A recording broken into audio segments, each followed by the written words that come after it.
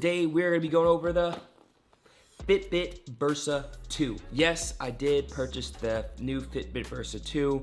I bought the Apple Watch Series 4 around November of last year, and it's been a great, I guess you could say a great smartwatch. It tells the time, of course, but then also has a lot of good features. It connects really well with all my devices, so I could see messages, I can answer messages, I could see my reminders, see sports game updates, view pictures. There's a lot of things I can do with this Apple Watch. However, there is one thing missing that I just feel like Apple hasn't done right, and that's the fitness features. As somebody who is a health coach and loves fitness, I feel like a smartwatch, if it's on your wrist, one of the main functions that it should do is be a really robust fitness device. And don't get me wrong, Apple has done a great job with like the activity rings. I think tracking the different type of workouts you can do, those are great. Don't get me wrong, they've made a lot of strides since the Series 1. However, I don't think they've done it as well as Fitbit. So I wanted to kind of give you some of the main reasons why I'm going with the Fitbit Versa over the Apple Watch Series 5 when it comes to getting a fitness smartwatch. So for the first reason, it's battery life.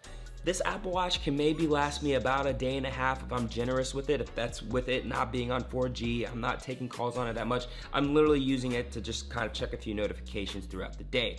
The Fitbit Versa 2 actually does 5 days of battery, which is amazing. 5 days of battery is really, really good. That means you don't have to charge it really for the whole work week. And to me, that's something really important. And to that fact about the battery leads to really, I think, one of the main reasons why I want to go with the Fitbit Versa 2 is the sleep tracking.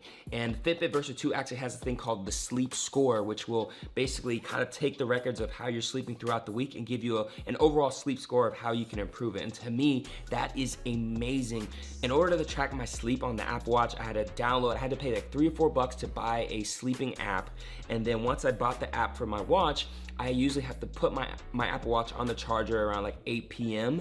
and then try to remind myself, if I can even remind myself, to put the watch on before I go to sleep, and then it will track it for me. It's not native to the Apple Watch, which kind of blows my mind, but sleeping is such a huge part when it comes to health, wellness, your energy, how productive you are, and to be able to track that and see how you can improve it is literally game changing. That leads me to the third point, which all that sleep tracking data leads into the Fitbit app. The Fitbit app is literally one of the best apps that you can use. It's the user interface of the Fitbit app is amazing. I love it. I'm trying to think of some apps that I really like the user interface of, and really Fitbit comes to mind. Like, I just love how it has the graphs, it has your whole profile on one area. It's very user friendly, and I feel like I understand it a lot better, and going through it's very smooth. I just really like the Fitbit app itself compared to, a lot of the other apps that I have on my phone. So compared to the Apple Watch, from a native perspective, looking at the health area, it's kind of confusing. It has a lot of numbers everywhere. It's a lot of different like graphs and different things, but it's not as like user intuitive, if that makes sense. Now, the last and final reason why I really wanted to get the Versa 2 over the Series 5 is because they made a lot more extra features and integrations with the Fitbit Versa 2. The first thing being Amazon Alexa. Where does this say here? The Amazon Alexa built-in voice. So I have an Alexa Dot that I'm gonna do a review on, but this can connect with Alexa, which is really, really cool when it comes to doing any type of voice activated stuff. So I don't know exactly the features of it, but I think it is cool how they do have it in there. And then of course they also have a Spotify integration, so I'm guessing you can download playlists from there. And then the last extra feature I really am looking forward to is the Fitbit Premium Coaching app or subscription. Again, as a health coach, it's great to have all this data, right? You get to see how much you sleep, you can track how much you eat, how much you work out, how many calories you burned, how many steps you took, but all of that doesn't matter unless you know what to do with it, right? It's great to have all that information, but if you have no clue what to do with it, how does it serve you? That's like a doctor telling you, well, you're XYZ pounds, your blood is this. It's like, okay, great. What does that mean I need to do to change it? And that's what I'm excited about the Fitbit Premium Coaching subscription. It's $10 a month, so I'm gonna try it out for maybe a month or two and do a review on the Coaching Premium app and see if it's something that is helpful for you reaching, whether it's weight loss goals, gaining muscle, all that jazz. So I'm super excited, and I did wanna go ahead and do a quick unboxing for you so you guys can see what is in the box, what comes in it, and yeah, let's go ahead and crack this puppy open.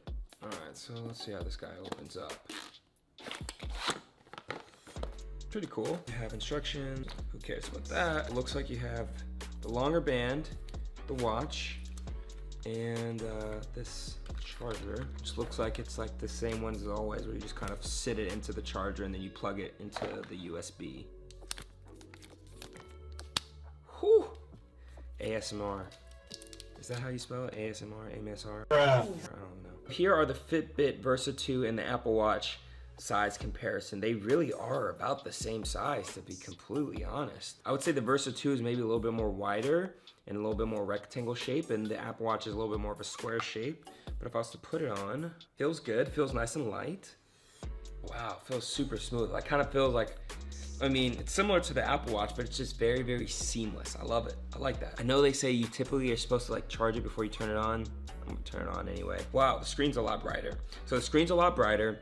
Definitely seems like I would have to kind of go through the whole Fitbit startup feature, which I think might take a little bit, but yeah, like I said, this is something that I'm excited to dive back into. I do think I'm gonna miss a lot of the Apple Watch features that I currently have. Again, it's just, when you have an Apple product, all the Apple products just work better and are more integrated in it. So I do think it's gonna be an overall better experience with the Apple Watch, but I'm excited from the fitness feature side to have this Fitbit, and I'm actually gonna work out after this video and tell you guys exactly how I like it from a fitness perspective, and hopefully give you guys a review in 30 days. So let's go ahead and see if this app is good. So they're basically saying they have a new sleek look, calories burned for the day, track your exercise, how many pounds I've gained, water, logging your food, and that's all under the Today tab, Discover tab.